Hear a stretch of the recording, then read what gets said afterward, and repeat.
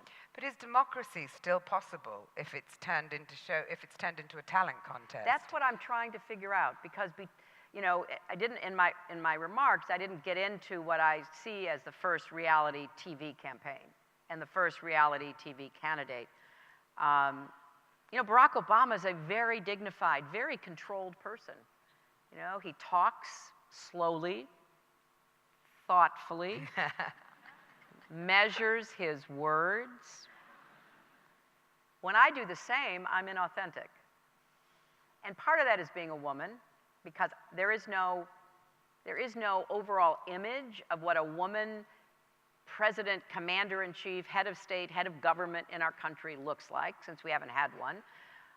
But women are always judged more harshly and always given fewer, you know, fewer feet of margin to operate in. But you've also had 50 years of kind of grooming to be a perfect politician. And in a way, that seems to be what people are reacting against. I mean, in this country as well, I'm not talking about just in America, and it's not personal to you.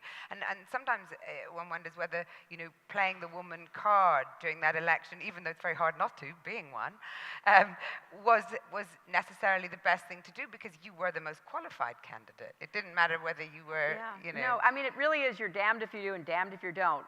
When I ran in 2008, you know, I've only been myself in politics. I was always supportive, not just of my husband, but of other candidates and causes. And as you said in your introduction, that is so much more acceptable. Yes. In a supporting role, you're perfect. I really, really was perfect in a supporting role. And so, you know, I really, you know, in 2008 when I ran, some of the analysis was, why doesn't she ever talk about being a woman?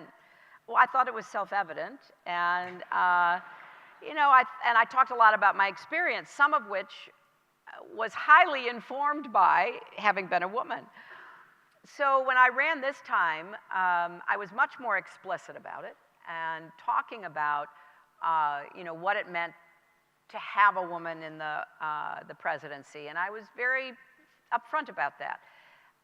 But I will say, it's hard to judge how that is perceived by everybody. Obviously, a lot of people liked it and were enthusiastic about it.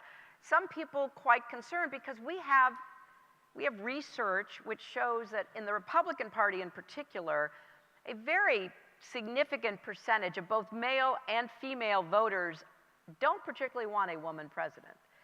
And for some who are motivated by ideology, religion, it's partly because they don't think that women belong in that position of power. For others, because somebody like me, as a woman, I bring my, you know, liberal, democratic, progressive values to the forefront, and they don't agree with that.